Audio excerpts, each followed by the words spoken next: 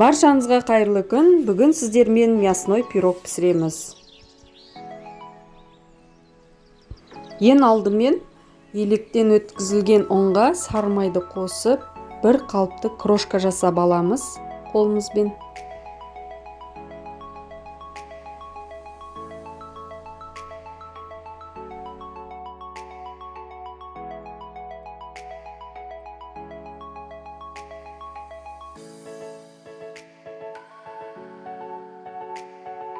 Дайын болған қамырдың үстіне, қаймақтың үстіне тұз, қопсытқыш, ас содасын қосып, жақсылап бір келкі қамыр илейміз.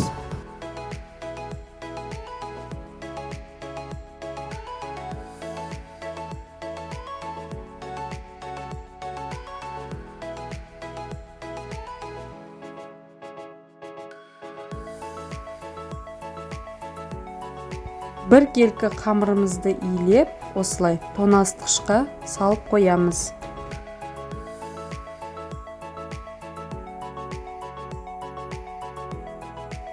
Қамырымызды екі бөлікке бөліп аламыз да, үлкен жағын жайып, шанышқымен тесіп шығамыз, видеодағыдай көрсетілгендей.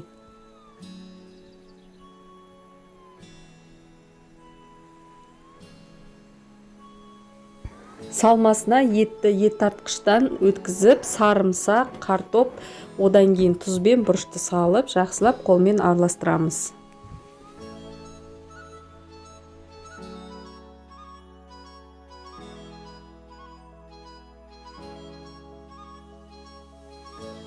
Дайын болған салманы қамырдың үстіне жайып саламыз, видеодағыдай.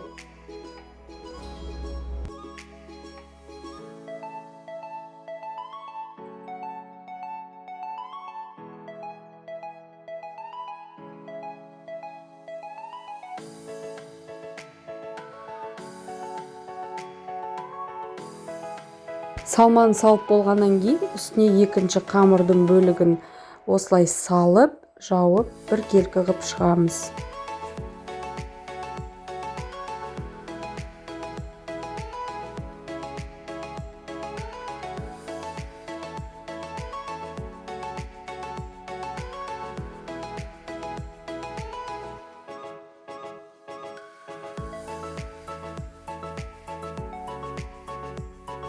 Үстіне жұмыртқаның сарысын жағып, татымына қарай кунжут және де макты сепсеңіздер болады.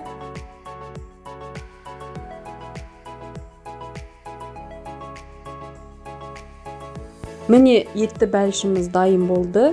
Келесі видеоларды арнамнан жіберіп алмаңыздар.